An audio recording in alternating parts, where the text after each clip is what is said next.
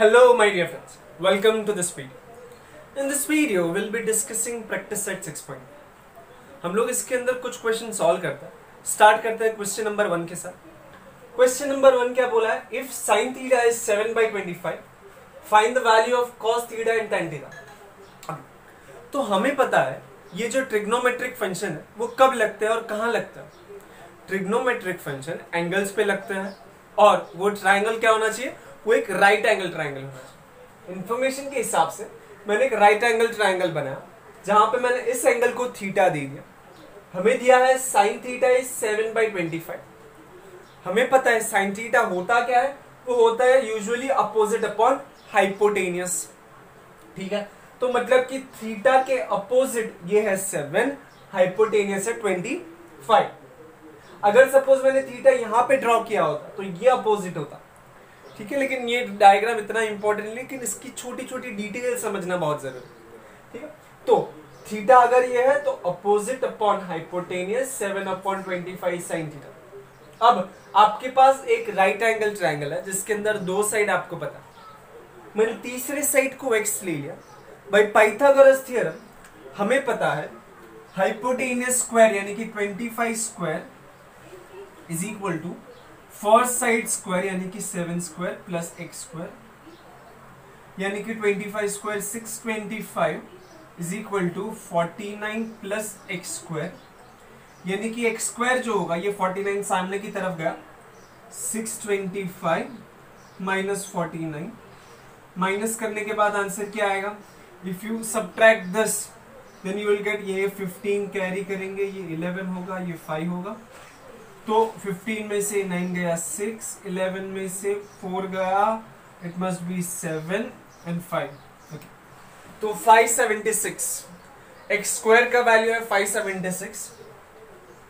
मैं कहां पे लिखूं? ओके, यहां पे लिखता हूं टेकिंग स्क्वायर रूट.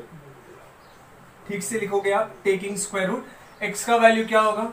ऐसा कौन सा नंबर है जिसका स्क्वायर करने पे 576 आता है? वो है 24.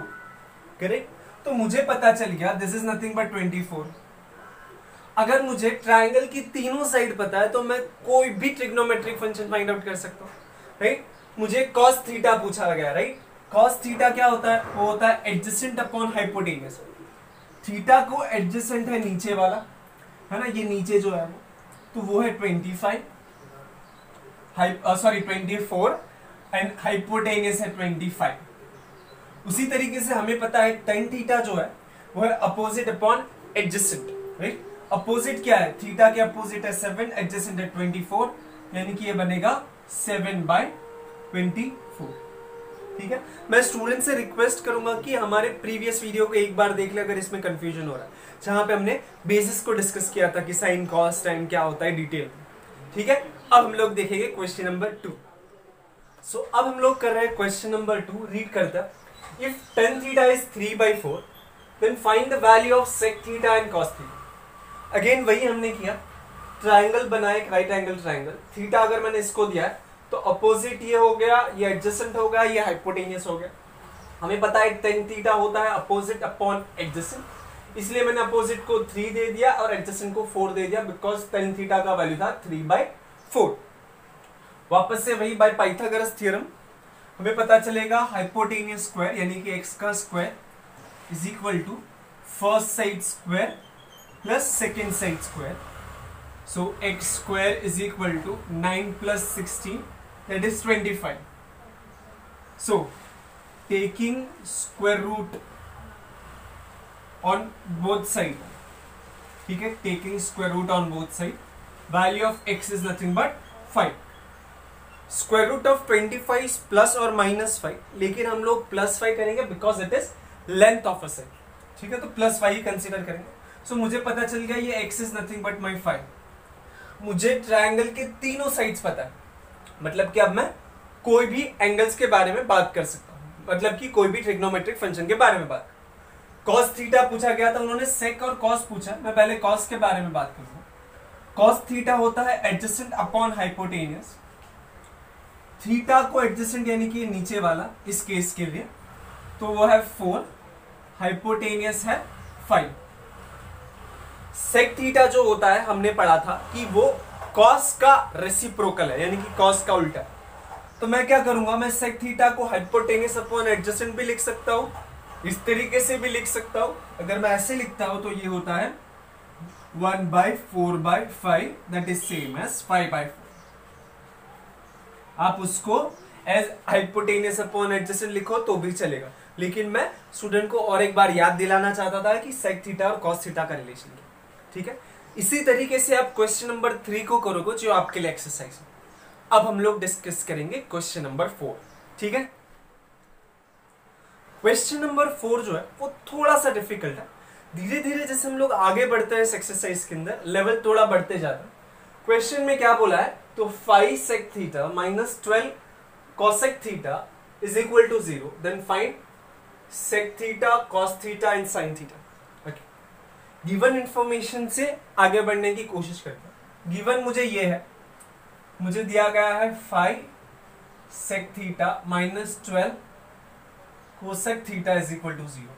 मैं क्या करता हूं, ये जो माइनस 12 cosec थीटा है उसको सामने की तरफ लेके जाता हूं। ओके, सो मेरे पास 5 sec theta is equal to 12 cosec theta. ये 5 यहां पे जो मल्टीप्लीकेशन है वो सामने की तरफ जाएगा तो डिवाइड करेगा। सिमिलरली ये जो कोसेक जो यहां पे मल्टीप्लीकेशन है वो सामने की तरफ आएगा तो वो डिवाइड करेगा, यानी कि अब हो गया sec theta upon cosec theta is equal to 12/5।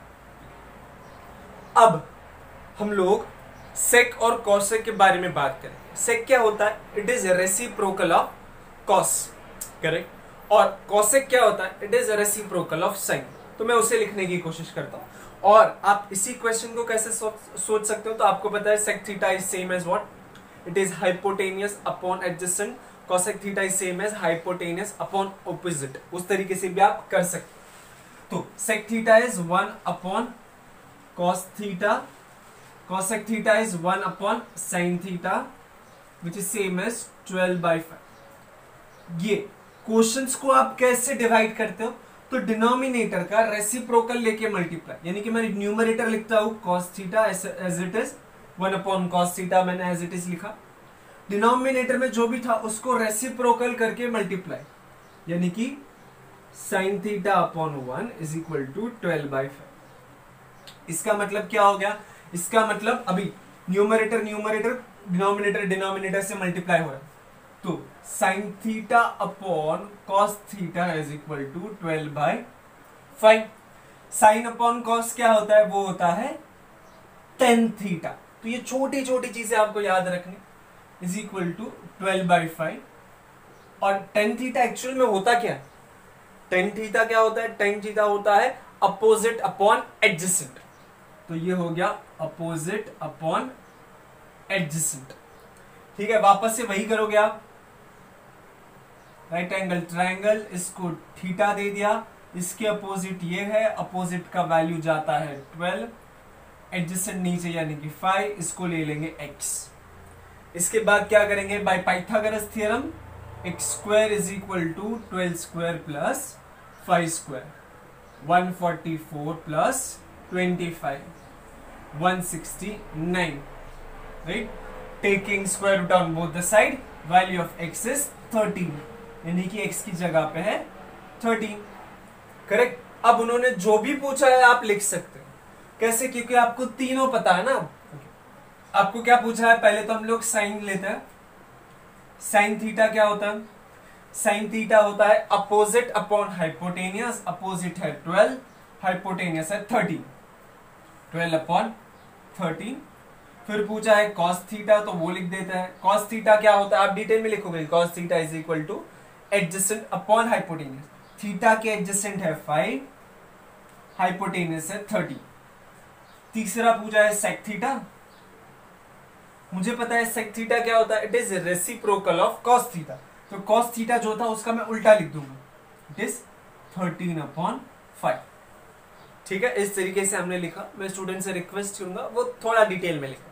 ठीक है, अब हम लोग डिस्कस करेंगे question number 5। Okay okay, so question number 5 जो है वो थोड़ा सा डिफिकल्ट हो जाता है, बिकॉज वहां पे आपको टेबल याद रहे। तो मैं स्टूडेंट से थोड़ा रिक्वेस्ट करूंगा कि वीडियो को पॉज कर दो और जो टेबल है हमारा ये वो बिना देखे एक बार लिख के बताओ। अगर आप लिख सकते हो तो कंटिन्यू करो वीडियो को, अदरवाइज आप क्या करो, प्रैक्टिस करते रहो उसे, बिकॉज टेबल याद रखना बहुत जरूरी है। ओके, तो आगे बढ़ते हैं। क्वेश्चन क्या दिया है, if tan theta is 1 then find this value. तो tan थीटा इज 1, इस बार उन्होंने क्या बोला है, tan थीटा का वैल्यू 1 दे दिया। इसको करने के बहुत सारे तरीके हो सकता है, जैसे कि आप tan थीटा को opposite upon hypotenuse equal to 1 लेके आगे बढ़ सकते हैं, वो थोड़ा लंबा वे है। मैं आपको एक छोटा सा सिंपल सा वे बताऊंगा जो स्टैंडर्ड वे भी है। tan थीटा 1, इस टेबल के हिसाब से tan थीटा का वैल्यू 1 कब आ रहा है, तो 1 आ रहा है एट 45। मतलब कि we know that, this means we know that WKT, we know that my tan of 45 degree is 1, है ना। क्वेश्चन में क्या दिया है, tan theta is equal to 1, लेकिन हमें पता है tan 1 कब होता है, तो 45 डिग्री पे। Therefore theta is equal to 45 degree, यानी कि क्वेश्चन के अंदर ये दे दिया गया है कि थीटा का वैल्यू है 45 डिग्री। अब जो चीज पूछा है उसको लिख देता है। सो थीटा की जगह पे लेकिन मैं क्या लिखूंगा, 45 sine 45 degree plus cos 45 degree, theta की जगह पे 45 degree divide by sec theta की जगह पे sec 45 degree plus cosec 45 degree. Values देख लेते हैं। साइन 45 डिग्री होता है 1/√2, so is equal to 1/√2 plus cos 45 degree भी सेम होता है 1/√2। ओके, सेक थीटा जो है वो होता है 45 पे √2। Similarly cosec 45 degree is also √2, right. cosec 45 degree is √2, so it is √2 plus √2। Numerator numerator में ऐड करेंगे, मतलब न्यूमरेटर को ऐड करते हैं पहले, तो ये सेम चीज दो बार है ना, तो हम लोग लिख देंगे 2 times 1/√2 divide by similarly 2 times √2। ठीक है, अब ये 2 कैंसिल हो जाएगा। उसके बाद ये जो है इसको हम लोग किस तरीके से करेंगे, तो ये क्या है √2/1 ना, डिनोमिनेटर जो है उसको रेसिप्रोकल करके मल्टीप्लाई करना होगा। तो मैंने क्या किया, न्यूमरेटर लिख दिया इनटू डिनोमिनेटर में जो भी था दैट इज √2/1, उसका मैं रेसिप्रोकल लेता हूं और फिर मल्टीप्लाई करूंगा, तो इट इज 1/√2। इसका रेसिप्रोकल क्या, तो 1/√2। न्यूमरेटर न्यूमरेटर से मल्टीप्लाई हो गया, आंसर हो गया 1। √2 into √2 is nothing but 2, correct, because it is nothing but √2 का स्क्वायर, स्क्वायर एंड रूट कट जाएगा, इसलिए आएगा हाफ एज योर आंसर। ठीक है, बहुत सिंपल ज्यादा। तो इस वीडियो के लिए इतना ही। अगर आपको ये वीडियो अच्छा लगता है तो प्लीज इसे लाइक कीजिए और हमारे नेक्स्ट वीडियो को देखना मत भूलिएगा। ठीक है, थैंक यू सो मच।